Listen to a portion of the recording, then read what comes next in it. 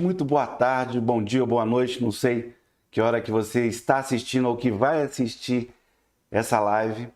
Vamos dar início à programação da primeira edição do FLI Itabira, Festival Literário Internacional de Itabira, que tem como colaborador, como parceiro, como amigo e principalmente com muita alegria receber aqui conosco o escritor Mia Couto. Olá, Mia! Olá, boa noite, Afonso. Boa noite a todos e todas. Estou muito feliz de estar aqui nesta primeira edição do Festival de Itabira.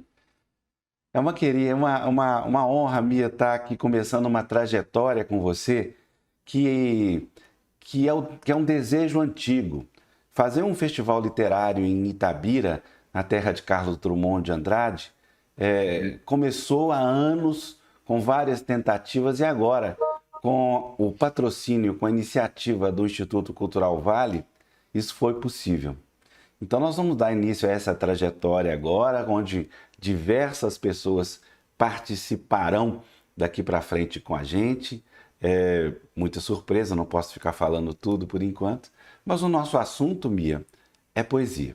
E tinha que ser poesia e não poderia ser outra pessoa senão você. Então, só para te dizer que é uma coisa que eu estou alimentando há anos, então não é uma coisa de agora. Há muitos anos que eu espero esse momento de dizer: Mia Couto abre a primeira edição do FLI Itabira. E por isso, muito obrigado. Obrigado. E digamos, realmente a poesia é a minha casa, não é? Eu sou sempre um poeta, mesmo quando escrevo prosa, eu vou lá de visita, eu sinto que a minha casa é essa que eu invento para mim própria, que é a poesia. Pois é. Bem, fazendo só uma pergunta aleatória. Tem muitos livros de poemas seus que não chegaram aqui no Brasil, não é? Ou eu estou enganado? Não, para dizer a verdade, não chegou nenhum. O que aconteceu foi que a Companhia das Letras organizou uma antologia e, portanto, há uma seleção de alguns poemas de uns 3, 4 livros. Eu tenho talvez uns 6 livros de poesia e essa antologia foi publicada, eu acho que já há uns 5, 6 anos. Depois disso, eu já publiquei mais 2 livros novos que saíram em Moçambique e estão publicados em Portugal também. Entendi. Então, há um desfazamento muito grande entre aquilo que eu estou a fazer em prosa, que chega ao Brasil de uma maneira muito mais rápida, não é? E aquilo que chega da poesia. Bem, Mia, como a gente está aqui em Itabira, que é a terra de Carlos Drummond de Andrade, e eu tenho perguntado isso a todos os escritores. Curiosamente, Mia, aliás, você também tem essa característica, eu tenho que fazer essa revelação para o público, mas isso nós vamos falar daqui a pouquinho. Curiosamente, Drummond, mesmo tendo saído aos 14 anos, né, nós estamos falando de 1923, 24, de Itabira, a cidade de Itabira permaneceu na sua obra até a sua morte, curiosamente. Então eu queria que você começasse essa nossa conversa falando um pouco da sua experiência de leitura com Drummond. Eu vou dizer uma coisa antes de responder diretamente à tua questão. Realmente há aqui qualquer coisa que se passou também acidentalmente comigo, isto é, eu sou de uma pequena cidade, que não é tão pequena provavelmente quanto Itabira, mas é uma cidade pequena que se sente fora do mundo e que tem uma grande ânsia, tem digamos, um desejo enorme de ser do mundo e digamos, de resgatar essa presença, esse sentimento do mundo que o Drummond acaba falando. E quanto é que a cidade depois cobra de nós, quer dizer, há aqui uma espécie de uma culpa por essa ausência, por esse não regresso, não é? E isso eu penso que está presente. O mundo chega a Drummond, já estou falando de Drummond agora, por via de alguma coisa que, curiosamente, que é a mineração da Vale. E a Vale chega a Moçambique também, e a Vale que faz com que esse grande investimento que veio fazer em Moçambique, digamos que faça que Moçambique seja também mais mundo por via dessa relação, que é uma relação digamos assim, empresarial e a mineração que se vai, que o Drummond vê acontecer de uma forma angustiada na sua pequena cidade, aqui também ocorre de uma outra maneira. Então, Drummond aconteceu na minha vida como alguém que logo se coloca como um mestre, não é? Porque o pequeno episódio, o pequeno detalhe que é tratado quase como se fosse de uma crónica, não é? Essa maneira como ele faz de um grão de areia todo o universo, não é? Tudo isso é alguma coisa que me perseguiu toda a minha vida, não é? Então, e como é que ele também quando faz prosa, não é? Ele não tem ele não se rende à prosa, quer dizer, ele está ali como um poeta, não é? E essa maneira como ele costura sempre o pequeno detalhe do cotidiano, a pequena história, por vezes ali, como aquele caso do vestido, estou-me a lembrar agora, né? Ali é quase um romance, né? Ali está uma história inteira, todo o segredo que existe numa família que de repente é revelado, e isso é realmente inesquecível, esse encontro que se tem com a poesia de Drummond. E com relação à própria poesia, eu estava me perguntando com relação à mecânica, né? De uma certa forma, a sua ficção tem também um estratagema, né? Digamos assim, não estratagema, não, estou vendo uma palavra mais própria, que é uma estrutura, né? Calcada na poesia. Então eu queria saber como é que a poesia se trabalha dentro de você, dentro da sua alma, até virar arte. Eu acho que não sei explicar isso. Eu acho que tenho até o receio de que um dia que eu saiba explicar isso, que eu entenda isso, essa coisa se desfaz, não é? Porque ela, não sou eu que trabalho a poesia, é um pouco quase como o inverso. Pelo menos eu quero romantizar o assunto assim, de maneira que a poesia é quase uma forma de pensar, uma forma de olhar o mundo, não é? E que faz essa costura que nós rompemos entre o sentir e o pensar. E quando Drummond fala de um sentimento do mundo, não é só um sentimento, é bem mais que isso. Quer dizer, é como a forma de voltarmos a resgatar uma relação com aquilo que é o mistério do mundo, que é o próprio, digamos assim, a essência daquilo que é vital, que nos faz ficar vivos, não é? Ser vivos. E nesse campo é interessante você falar do grão de areia, né, Mia? Porque o grão de areia, nesse aspecto, são os fatos da vida, né? Drummond conseguiu costurar todos os acontecimentos do século XX, vou além, né? Os acontecimentos na forma de poesia e, vamos falar a verdade, prosa também, né? Porque ele fez muita crônica, aliás, vivia de crônica, né? Então, a minha pergunta é nesse campo, como é que esses acontecimentos da vida, né? Principalmente, aí nós podemos até falar um pouco da Beira também, né? Se relacionam com a sua criação. Tem poesia ou tem mais prosa? Olha, para mim é assim, qualquer coisa para que se torne apetecível do ponto de vista de uma abordagem literária, qualquer que seja. Alguma coisa que se pode transformar em romance, em conto, em crónica, ela tem que acontecer por via da poesia. Ela só me pode chegar. Eu só sei olhar nessa janela, digamos assim. Depois, o que me chega do mundo, o pequeno detalhe, o pequeno grão que chega do mundo, ele se converte numa outra coisa, digamos assim. É como se eu percebesse a transcendência daquele assunto pequenino que está ali, do pequeno detalhe, e encontrasse ali, digamos assim, aquilo que é a revelação de alguma coisa maior que posso partilhar primeiro com os meus próprios, digamos assim, as minhas várias identidades, não é? Primeiro eu tenho que colocar os vários eus perante isso e perceber que eles se podem ligar com isso, não é? Pode haver ali um ato que é um ato religioso no sentido de religar todos as minhas diferentes dimensões e por isso é preciso dizer uma coisa que é terrível sempre que se diz: eu escrevo para quem? Quando a gente pergunta, eu escrevo para mim, para esses meus fantasmas vários, etc. Então, acho que a poesia do Drummond faz essa viagem também, não? Propõe essa conversa, não? Essa conversa entre os vários Drummonds que havia dentro dele. E é bem claro, os Drummonds, como tu dizes, foram muitos Drummonds. Se falarmos mesmo só na poesia, há muitos Drummonds, não é?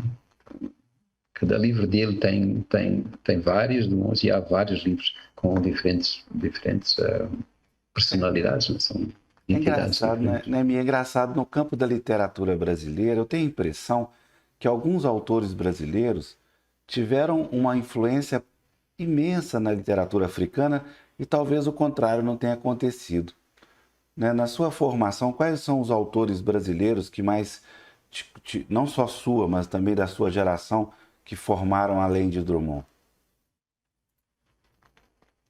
Olha, o nome maior é Jorge Amado, sem dúvida nenhuma. Jorge Amado, em termos de influência, como é que ele marcou uma geração dos anos 50, 60. Eu já falei isto várias vezes no Brasil. Inclusive, houve um evento que a Companhia das Letras organizou já há uns bons anos, e convidaram para eu ler um trecho do Jorge Amado, e eu no caminho pensei, eu vou ler, eu leio mal e faço uma viagem destas de milhares e milhares de quilómetros só para ler uma coisa que eu vou estragar a prosa do... Então pensei fazer uma outra coisa. Cheguei lá e li um pequenino texto sobre a maneira como Jorge Amado tinha realmente marcado profundamente grandes escritores de Angola, Moçambique, Portugal, São Tomé, mas principalmente os africanos. Os africanos estavam à espera, precisavam dessa maneira, dessa forma de escrever que o Jorge usou, em que deixou entrar a África brasileira, digamos assim, o Brasil africano deixou entrar como personagens, como cenário, como alma, né? E as rupturas que se começam a perceber com o português padrão de Portugal, que nós também precisávamos de introduzir na literatura. Na vida já tínhamos introduzido, mas era uma coisa envergonhada, porque nós estávamos muito obedientes ao padrão de Portugal. Então, Jorge Amado foi realmente uma influência enormíssima aqui. Bom, e depois, isto é falando de maneira mais geral. Claro que depois, para alguns, Guimarães Rosa tem uma grande... Por exemplo, o Andino Vieira, Boaventura Cardoso no Brasil, para mim, para o Jackie, enfim, o Jackie também tem essa referência do poeta do Pantanal, agora foi o Manuel de Barros, exatamente, que me marcou também a mim, etc. Mas comigo, por exemplo, e isto eu não acho que seja uma coisa tão generalizada assim como foi com o Jorge Amado, mas para mim o João Cabral Melineto foi um outro mestre. Para mim é uma referência e eu volto muito aos dois, ao Drummond e ao João Cabral, para releio-os muito, porque é uma poesia sem fim. Aqui, não é datada. Como é que as coisas são, né? Eu estou querendo conversar sobre o tempo com você. O tempo, né? O tempo das coisas, que mudou agora na pandemia. Era outro tempo antes, agora é um. E na hora que eu abro o livro que você me deu de presente, aparece o tempo de outro tempo. Vou até abrir para você ver que eu não estou mentindo aqui, ó.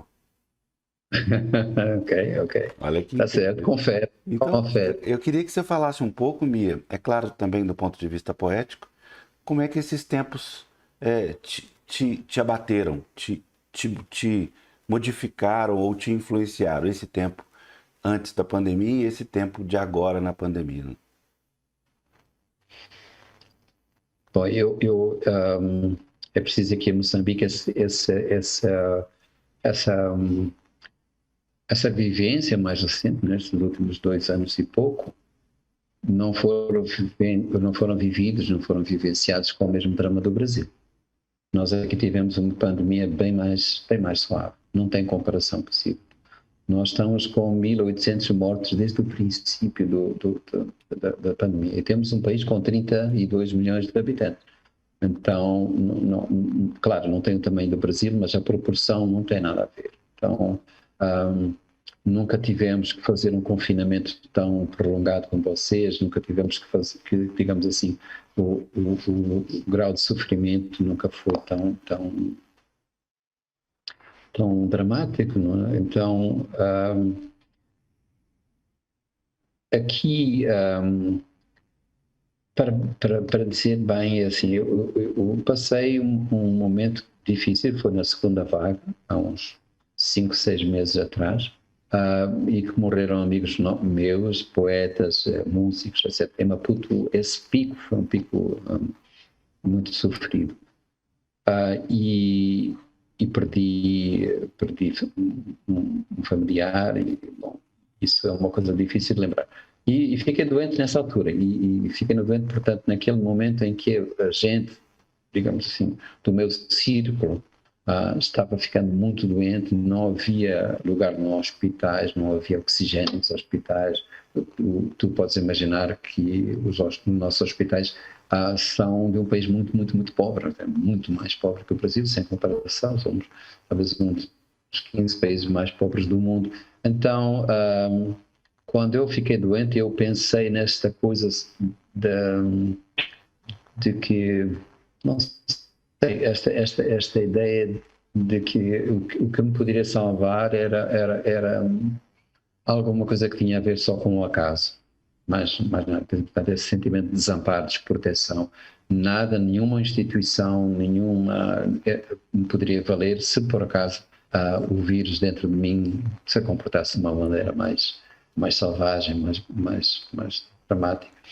Então, essa proximidade do fim eu senti também, mesmo que fosse um pouco inventada, porque eu depois, felizmente, não tive. Não, eu acho bom graves. você falar nisso. Espera aí, Mia, eu gostei disso. Quer dizer que você, de fato, que uma coisa é abstrair, e tanta gente, eu não estou falando nem do negacionismo, estou falando da abstração.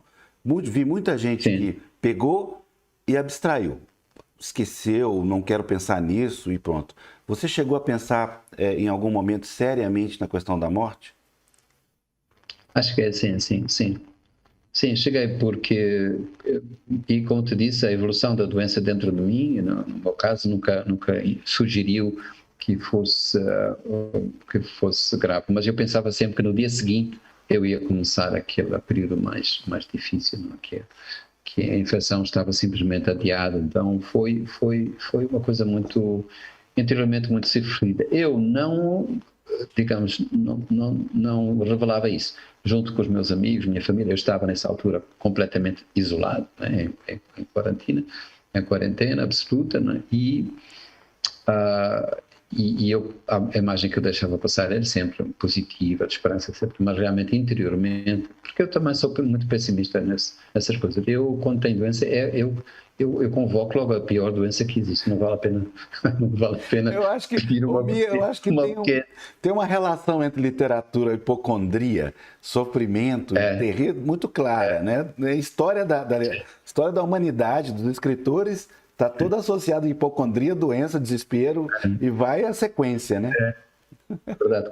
Eu acho que se começa por ser hipocondríaco. Depois é que a gente se torna doente. É um pouco isso. Nós chegamos a conversar na época que você estava doente, e eu sentia que Vossa Excelência estava com medo, a verdade é essa, medo.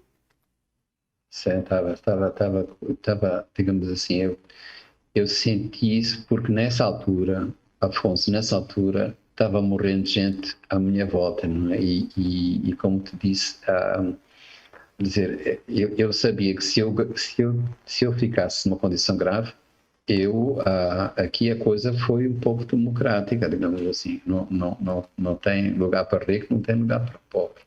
Não, esta elite da qual eu pertenço em Moçambique, quando fica muito doente, vai para a África do Sul. Não é? Mas nesta situação concreta, obviamente, ninguém pode sair do país. Não é? A África do Sul estava com porta fechada, os hospitais mais privilegiados, os hospitais privados em Moçambique estavam completamente cheios, já não recebiam mais ninguém. Então era o estado de um absoluto, quer dizer, não tinhas porta, não tinhas saída. E tinhas que esperar só que por um acaso, e eu como não sou religioso estou a falar no acaso, não é? ah, que corresse bem, uma espécie de um sorteio, não é? Então, correu bem. Mia, você Mas tem. acabei falando, Não? diz, Afonso. Você tem Só estava a falar demasiado de mim, mas não, que não gosto muito. Você se Então, encontrou diz. com o Jorge Amado pessoalmente em algum momento? Não, Não?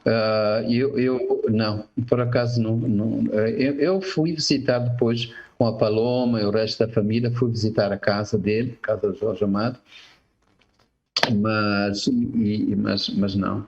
Fui a Ilhéus, etc., mas isso foi tudo depois dele morrer. Entendi. Você tem com algum poema de Drummond aí à mão para a gente dar uma relembrada?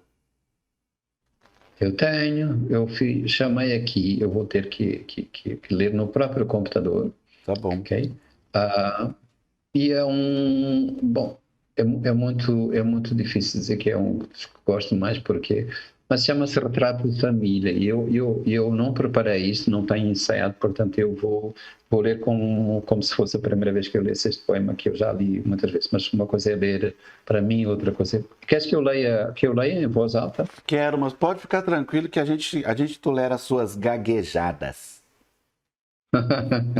O pior não é gaguejar, o pior é realmente não dar o tom certo. Eu não sei, que o poema não tome posse de mim, que ele não se aposse de mim.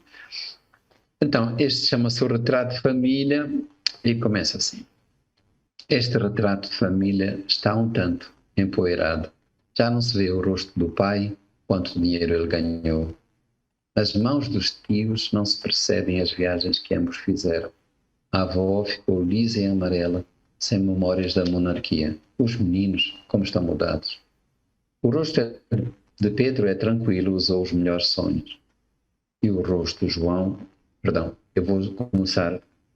Afonso, eu vou começar. Eu tive 2 erros aqui. Posso começar de novo? Tá pré-gravado, tanto faz, pode começar. Ok, então esta versão nova é aqui, vá. Retrato de família. Este retrato de família está um tanto empoeirado. Já não se vê no rosto do pai quanto dinheiro ele ganhou. Nas mãos dos tios não se percebem as viagens que ambos fizeram. A avó ficou lisa e amarela, sem memórias da monarquia. Os meninos, como estão mudados. O rosto de Pedro é tranquilo, usou os melhores sonhos. E João não é mais mentiroso. O jardim tornou-se fantástico. As flores são placas cinzentas e a areia sob pés extintos. É um oceano de névoa. No semicírculo das cadeiras, nota-se certo movimento. As crianças trocam de lugar, mas sem barulho. É um retrato. 20 anos é um grande tempo. Modela qualquer imagem. Se uma figura vai murchando, outra sorrindo se sobrepõe. Esses estranhos assentados, meus parentes, não acredito. São visitas se divertindo numa sala que se abre pouco. Ficaram traços de família perdidos no jeito dos corpos, bastante para sugerir que um corpo é cheio de surpresas. A moldura deste retrato em vão prende as suas personagens. Estão ali voluntariamente. Saberiam, se preciso, voar. Poderiam subtilizar-se no claro escuro do salão, ir morar no fundo dos móveis ou no bolso de velhos coletes. A casa tem muitas gavetas e papéis, escadas compridas. Quem sabe a malícia das coisas, quanto a matéria se aborrece. O retrato não me responde.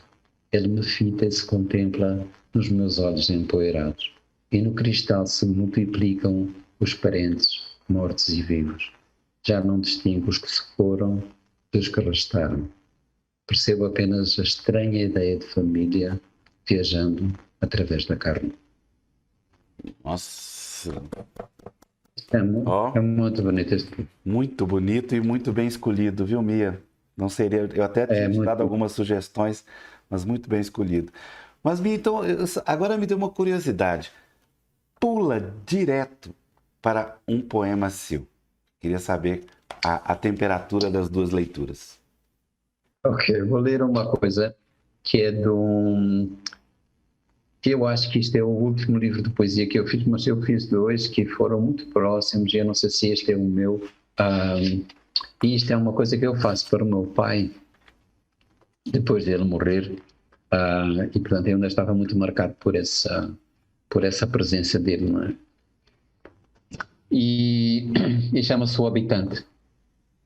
Se partiste, não sei, porque estás tanto quanto sempre estiveste.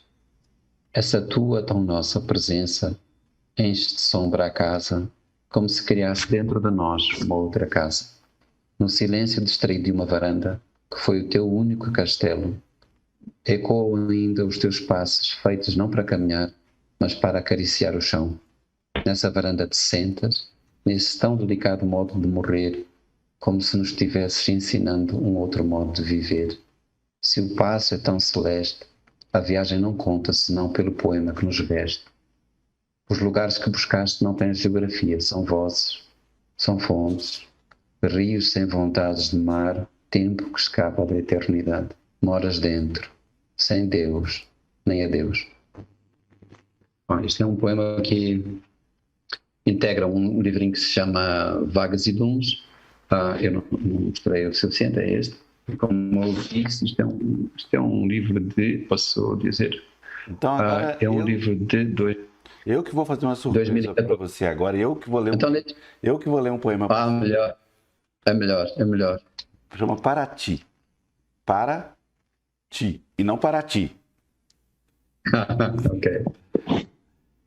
Foi para ti que desfolhei a chuva, para ti soltei o perfume da terra. Toquei no nada e para ti foi tudo. Para ti criei todas as palavras e todas me faltaram no minuto em que talhei o sabor do sempre. Para ti dei voz às minhas mãos, abri os gomos do tempo, assaltei o mundo e pensei que tudo estava em nós, nesse doce engano de tudo sermos donos sem nada termos. Simplesmente porque era de noite e não dormíamos, eu descia em teu peito para me procurar. E antes que a escuridão nos cingisse a cintura, ficávamos nos olhos, vivendo de um só olhar, amando de uma só vida. Adoro esse poema. Adoro. Esse poema é muito antigo. Foi o primeiro livro de poesia que eu escrevi. Aliás, acho que é o Reis do Orvalho. É. Esse livrinho. Ele tá aqui. Esse mesmo. Esse livrinho foi a primeira coisa que eu publiquei na minha vida. Depois depois eu publiquei uma coisa em prosa. Portanto, Fica aqui a minha reclamação permanente de que as editoras brasileiras não publicaram a obra poética do Mia Couto inteira da forma que ela foi publicada, e eu imediatamente já vou conseguir todos os seus livros, viu? Acabei de ter esse defeito de caráter que vou resolver aqui imediatamente. Bem, mas Mia, como a gente está falando aqui de Itabira, e Itabira foi uma referência na vida de Drummond, gostaria que você falasse de Beira. Qual é a forma na qual a Beira poeticamente interferiu e vive na sua alma? Bom, eu acho que a Beira tem esta coisa que eu falei. A Beira era um lugar que nos parecia ao mesmo tempo pequeno e infinito. Quer dizer, porque a Beira, como ela tinha este desejo de ser maior do que era uma cidade realmente pequenina, acanhada, no meio de um pântano. A Beira era muito virada para o mar, era por aí que chegava o mundo, era por aí que chegavam os barcos, os marinheiros, quem vinha desse outro lado do que era sempre mistificado, vinha da América, da Ásia, da Europa, etc. Então, a Beira não era exatamente um lugar, era mais um porto, era um lugar de espera, era um lugar onde os barcos chegavam, e a Beira estava abaixo do nível médio das águas do mar. Então significava que praticamente diariamente o meu bairro era inundado, e essa relação que se tinha com um lugar que não era exatamente feito de terra, mas era feito de lama e água, né? Esse mundo líquido que depois foi referido na filosofia mais recente, né? isso era uma espécie de uma aprendizagem de quanto as coisas eram contingentes, quanto o mundo era feito de coisa efêmera, não é?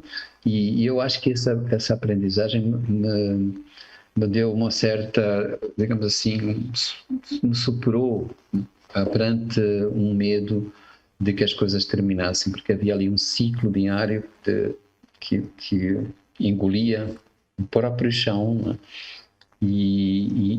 Digamos, um sentimento poético do mundo era urgente para nos dar mundo e para nos dar eternidade, para nos colocar no tempo, não é? Como alguma coisa mais certa, não é?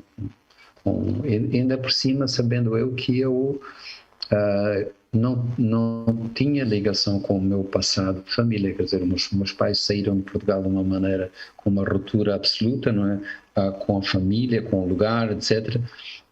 Portanto, eu não tive avós, não tive vozes mais antigas que me dessem esse sentimento de eternidade.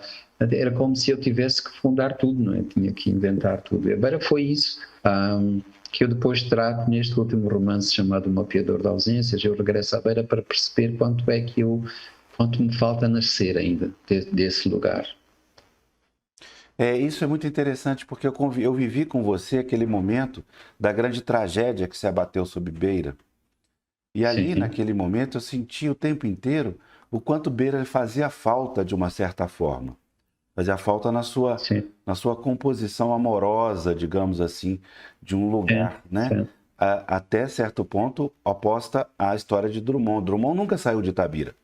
Sempre esteve lá, incrivelmente, inclusive tendo ido muito poucas vezes a Itabira depois que saiu. Pouca gente sabe disso. Drummond foi 5, 6 vezes na vida depois que saiu a Itabira. Então, minha pergunta é sobre o Mapeador de Ausências mesmo, que inclusive vem a ser o seu livro mais recente, publicado no Brasil, né? E esse start, esse sinal que a tragédia deu com relação à sua criação a ponto de escrever o Mapeador de Ausências. Sim. Na verdade, sabes, assim, esse ciclone, que teve o nome de Idai, ele abateu-se sobre a minha cidade, quando eu já estava a escrever este livro. Digamos, eu ia à Beira, eu fazia várias viagens para regressar, porque eu percebi quanto esse lugar se misturava com a minha própria infância. Eu já não sabia se eu estava falando de uma cidade, se estava falando de um tempo em que eu fui rei, fui Deus, não é?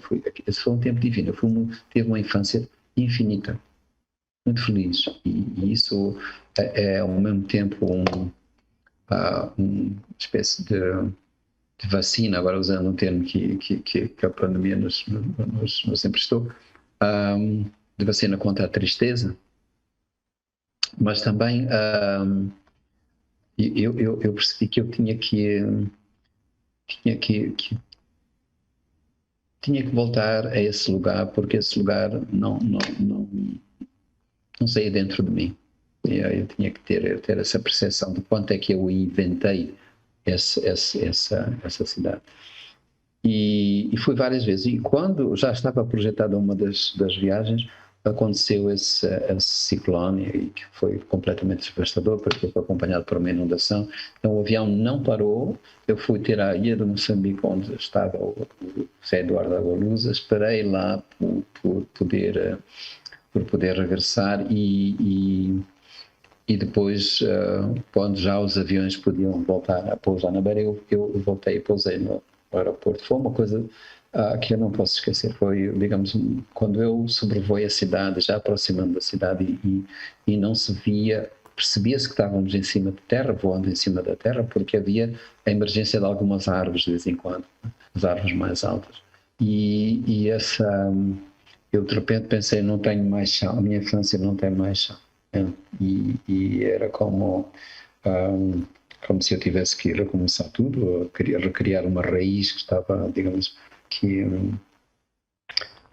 Então, eu sentei-me, lembro no aeroporto, o aeroporto era aquilo que a gente vê nos filmes, quando há as grandes tragédias e de repente já no aeroporto são tendas militares, os militares tomam conta da situação porque era uma situação de emergência absoluta. Bom, eu derramei em choro ali, porque pensei, sabe, eu já não tenho mais cidade, e eu não sei se eu poderia renascer depois disso. Bom, mas quem me abraçou, quem me fez voltar a mim foram amigos meus poetas beirenses, jovens, que já estavam na briga, não é? Eles estavam lutando dentro da cidade, eles eram da cidade. Ah, e digamos que eles me reconfortaram, dizendo, olha, nós estamos reconstruindo este lugar. E era mais do que refazendo as casas, eles estavam se contactando, estavam falando, estavam conversando, estavam fazendo com que sobrevivesse esse sentido da humanidade, né? Que era a última réstia que o ciclone não tinha abatido. Então havia ali uma coisa solidária. Depois voltei logo a seguir, quando eu pude depois, e fui assistindo a esta maneira como a cidade se soube reerguer. Hoje, Afonso, à beira, já quase não tem sinais disso, que foram Isso que eu tragédia queria te absoluta. perguntar. Voltou, então? A cidade voltou de uma certa forma? Sim, sim, sim. E voltou. É evidente que aquilo que já não depende das pessoas, elas próprias, porque tem que ter apoio do governo central e implica mobilização de muito dinheiro, que são as grandes infraestruturas. Essa aí ainda está lá como uma cicatriz, como uma ferida. Mas aquilo tudo que as pessoas puderam fazer por si mesmas foi feito logo, rapidíssimamente. E É muito você bem. É porque conseguiu, a Beira você, diz. você conseguiu nesse novo momento da cidade, se reencontrar lá? Sem dúvida, porque o que é uma cidade, não é? Cidades são sobretudo esse espírito, não é? Esse sentimento de comunhão que nos faz ser uma família, não é? E aquilo, a Beira tem uma coisa que construiu, que é muito das segundas cidades, não é? Que construiu contra o mundo. Nós aqui, os excluídos, nós aqui, digamos assim, resistimos contra aquilo, o predomínio, a hegemonia dos outros, etc. E isso sempre foi um fator de unidade e de motivação. Assim, nós somos orgulhosos demais para sermos os segundos.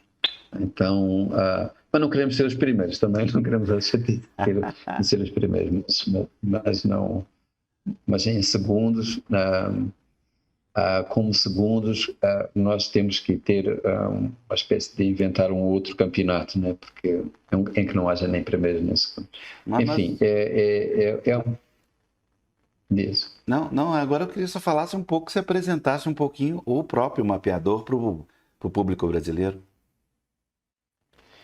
Bom, uma mapeadora que começou por ser uma revisita ao meu lugar de infância, não é? E é um lugar que essa visita é contextuada num tempo, final do tempo colonial, é quando a administração colonial, a presença colonial portuguesa se começa visivelmente a desmoronar, né? A guerra estava ali às portas, a guerra colonial estava ali à porta da cidade. Bom, nós chamamos do nosso lado a Guerra de Libertação Nacional, e aquela comunidade portuguesa e os bairros onde eu vivi começaram a enlouquecer, porque não havia maneira para aquela gente de conceber que esse mundo era um mundo que ia acabar. Então, esse tempo foi um tempo cheio de contrastes, de drama, não é? E foi fácil de constituir isso, porque estava presente na minha memória. Nessa altura eu tinha 15, 16 anos, portanto eu lembrava-me bem disso. E à medida que eu ia fabricando essa história, a partir de coisas que estavam muito presentes, eu ia visitando as minhas casas, etc. E era uma coisa que o meu editor, o Zeferino Coelho, ia acompanhando as versões do livro e dizia: esse livro é uma homenagem à sua cidade que se confunde com a sua infância. Mas à medida que o livro ia tomando forma, eu percebi que eu estava migrando para uma outra história. Era uma história, ali aparece o meu pai. E a figura do meu pai, bom, acho que isso não é uma coisa minha, não é? Acontece em muitas famílias. A figura do meu pai foi uma figura que estranhamente era lembrada entre os meus irmãos como um ausente, como alguém que era tão... nós não percebemos. Ele era tão gentil, era tão delicado, era tão, a vida dele era uma vida feita em poesia, de facto. Ele vivia nos livros, ele vivia nesse outro mundo, nesse outro universo.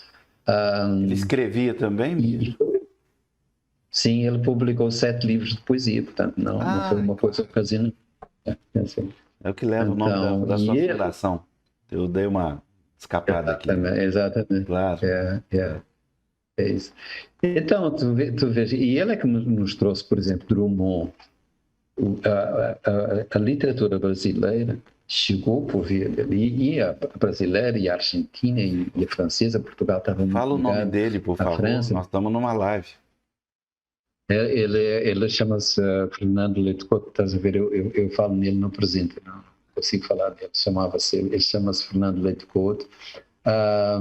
Isso é bonito, não é bonito isso, bonito. Ele está presente desta maneira que é muito africano. Eu tenho esta grande dívida com o meu próprio país, com a cultura dominante no meu país, em que os mortos realmente não morrem. Estão vivos dentro de nós, estão vivos nas relações que temos com os outros, comandam a nossa família, continuam a comandar, a partilhar o comando do nosso destino, da nossa família. Então, basicamente, o livro acabou por ser uma homenagem, por isso que ele se chama O Mapeador de Ausências, porque aí nós percebemos que o que somos hoje foi conduzido pela mão delicada que parecia que não deixava marca no momento, mas deixou esse traço que nos fez realmente ser quem somos, não é? E o meu pai tinha uma coisa que era a gentileza com os outros. Ele parava no meio da rua para falar com quem quer que fosse a pessoa. E minha mãe também fazia o mesmo. Então, eles demoravam um tempo imenso para chegar a qualquer lugar. Nós saímos e andávamos a pé, a beira uma cidade pequenina, mas quando calculávamos que, vamos até lá ao parque ou isso, são 5 minutos, mas demorávamos 1 hora, porque em qualquer pessoa era uma pessoa que para eles eu conheço um amigo meu também que é igualzinho, sabe? Então, esta coisa de que todos os outros todos eles eram visíveis, todas essas pessoas mereciam uma palavra, um cumprimento, uma saudação. O meu pai, esse me impressionava muito. O meu pai estava muito doente, já no fim da vida dele, com 87, 88 anos, e entrava um neto com 3, 4 anos, entrava em casa e ele se levantava para saudar esse menino de 2, 3 anos. Ele se levantava. E era assim, sabe, com pequenos gestos, com pequena palavra, com a pequena deferência que ele tinha, que isso nos marcou. E por isso esse mapa que eu vou descobrir lá na minha infância é desenhado por aquilo que aparentemente foi uma ausência. Não? O mapa da gentileza. É mesmo. O mapa da gentileza. Coisa que lhe é própria, sua e da Patrícia, de tantos e tantos momentos que eu já presenciei em tantos e tantos lugares, nem preciso falar. Querido, já estamos chegando então próximo do nosso fim, do nosso encerramento desse encontro. Eu queria que você, por favor, pudesse ler mais 1 ou 2 poemas da sua lavra. Ok, vou ler. Eu tenho aqui um outro livrinho que se chama, vou ver se eu consigo transmitir bem. Consegues ver aí? Idades e Divindades. É este que este é anterior. É uma outra coisa, mas eu vou ler um outro tipo de poesia, né, que marcou este livro, que tem este contraponto entre a poesia que tem a ver com o tempo, são as idades, com os lugares, não é? E depois com a ausência de uma coisa e outra, que seriam as divindades. Este é uma coisa que tem a ver com os lugares, e chama-se O Pecado do Rio. Na igreja, Rosarinho confessou-se: engravidei do rio, senhor padre. Com gesto d'água, ela arredondou o ventre. O padre se enrugou, ela que não usasse desculpa para os seus mortais pecados. A ofensa tremia na voz dela quando ela retruquiu: desculpe, padre, mas Nossa Senhora não emprenhou de um feixe de luz? Para mais, acrescentou Rosarinho, O senhor padre nem nunca, nem jamais viu esse rio. E rematou com lânguida saudade. Aquele ondear, as tonturas que ele me trazia. Ai, esse rio. Pegou o padre pela mão e o convidou a descer o vale. Agora, todas as noites, o padre se banha nas águas do rio Pecador. Este é um versinho, um poema. E eu vou ler um último então, só para terminarmos. Eu volto a este que já falei, que é o Vagas e Lumes. Vagas e Lumes. Então é uma coisa que tem outro tom completamente diferente. Diz, este é um poema chamado O Pouco Pó que Somos. Não calcas apenas um pedaço de caminho. A terra inteira está sempre debaixo dos teus pés. O mesmo torrão que pisas te irá pesar depois. Se quiseres, leva a eternidade, trata com leveza o chão. Imagina este autor da viagem? É o oposto. A terra que andou em ti. E sem queixa nem canso. Eu vou retomar, está bem? Pode repetir, não tem problema. O pouco pó que somos. Não calcas apenas um pedaço de caminho. A terra inteira está sempre debaixo dos teus pés. O mesmo torrão que pisas te irá pesar depois. Se quiseres, leve a eternidade, trata com leveza o chão. Imaginas-te autor da viagem? É o oposto. A terra que anda em ti. E sem queixa nem cansaço de mundo e gente, a terra te acrescentou. A estrada que acreditaste alheia e morta é o teu corpo, feita de pedra e sonho. Pronto, é isto. Maravilha. Agora é minha vez. Mínimo, que chama ser, parecer. Entre o desejo de ser e o receio de parecer, o tormento da hora cindida. Na desordem do sangue, a aventura de sermos nós. Restitui-nos ao ser, que fazemos de conta que somos. Muito bom, Mia, muito. Afonso, muito obrigado, muito obrigado. Bom, querido, só tenho a agradecê-lo, viu? E pedir para que você, para encerrar, nos fale um pouco desse momento que o mundo está acabando. Eu estou muito preocupado e quero trazer um pouquinho da carga de biólogo e de cientista que você é e foi e é e foi, né? Tem sempre, né? Essa coisa de é e foi. Sobre a natureza e sobre o que nós temos aí pela frente. Principalmente que estamos aqui em Itabira, uma cidade que foi marcadamente estruturada pela mineração. Minha pergunta é a seguinte: qual que é a sua expectativa de vida para a Terra daqui para frente?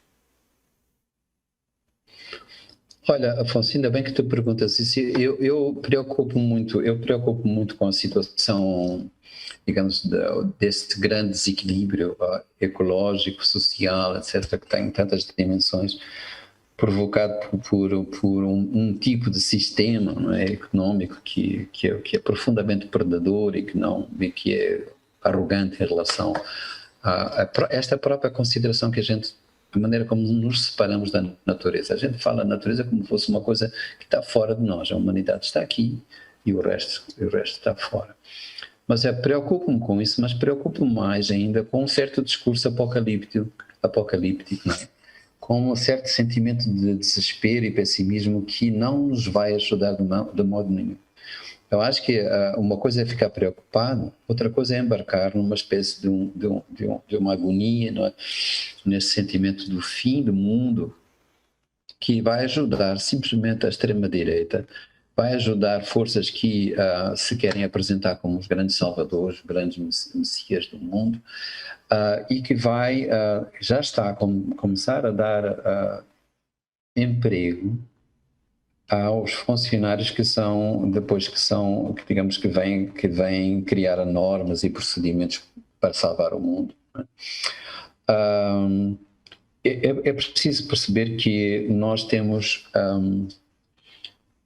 uma situação de que, primeiro, não nos podemos responsabilizar da maneira como a gente responsabiliza. A gente diz, a espécie humana causou tudo isso. Nós somos responsáveis por isso tudo. E essa é uma maneira de lavar culpas de quem tem realmente a grande culpa. São as grandes empresas. Estamos a falar destas mineradoras, por exemplo. Estamos a falar das grandes indústrias, estamos a falar... Sabemos que esses são os grandes motivadores desses. Não é o pequeno cidadão, não és tu, Afonso, não sou eu, não é o indígena do Brasil ou de Moçambique que tem que ser culpabilizado e responsabilizado. Agora existam nós, né? Quando agora vamos prestar contas, estamos a falar de uma coletividade, eu acho que isso é uma outra coisa que é preciso corrigir nesse discurso. E isto parece uma coisa só de procurar isentar culpas ou encontrar verdadeiros culpados, quando o assunto digamos assim, temos que chamar a coisa e termos de ter um retrato que é mais cientificamente mais bem fundado e mostrar como é que os últimos anos também nos devolveram, digamos, restituíram equilíbrios que estavam perdidos. Por exemplo, olha, vou dar um exemplo. Ainda agora aqui houve aqui um caso de umas baleias que vieram dar à costa e morreram, aqui frente à costa de Moçambique. E eu me lembrei que até princípio do século XX, as baleias eram mortas em massa. Para quê? Para que o óleo da baleia era usado na iluminação da rua, nos postes da rua. E a tecnologia nova, portanto, aquilo que a ciência proporcionou, permitiu que se salvassem milhões de baleias, porque eram mortas em massa, eram assassinadas em massa, não é? E, portanto, a ideia é sempre que este progresso que nós fizemos é uma coisa que sempre foi um passo negativo, não é tanto assim, não é sempre a verdade. Então, não sei, o que eu te queria dizer é que é preciso termos mais certezas e aceitar que há coisas que têm que ser discutidas. Bom, temos tanto medo do negacionismo que temos medo de discutir, de questionar sequer. Por exemplo, quando foi o buraco do ozono, há pouco tempo houve uma coisa que era o fim do mundo. Havia um buraco do ozono e os ultravioletas iam entrar e a Terra ia acabar. Já ninguém fala nisso hoje, porque não foi discutido de maneira científica. É evidente que há uma mudança climática, que alterações climáticas têm que ser levadas a sério e tem que haver mudanças profundíssimas, senão vamos todos ao fundo. Isso é profundamente verdade. Agora é preciso dar esperança, dar motivos concretos que as pessoas podem realmente perceber que vamos a tempo de mudar. Agora, assim, é que agora também se mascaram dramas sociais. A miséria é um problema ambiental. E não tornemos as questões ambientais num gueto. E depois a luta ambientalista. E são assuntos ambientalistas. As ditaduras no mundo são um problema ambiental. Muito bom. Muito bom. É bom compartilhar sempre essas ideias com você, querido. Olha, muito obrigado. Uma honra para nós e um sonho realizado conversar com você na abertura do primeiro FLI Itabira. E até daqui a pouquinho, né? Daqui a pouquinho a gente vai encontrar. Vamos dar o tal abraço prometido e adiado. Combinado. Abraço para todos e todas. Obrigado. Obrigado, Afonso. Abraço. Olha, o teu trabalho é uma razão de esperança para nós. Tu és incansável em fazer coisas, e criar laços e criar pontos entre as pessoas. E isso faz tanta falta. Um abraço para ti. Com bons amigos como você e Patrícia, é fácil. Muito obrigado. Obrigado, um abraço.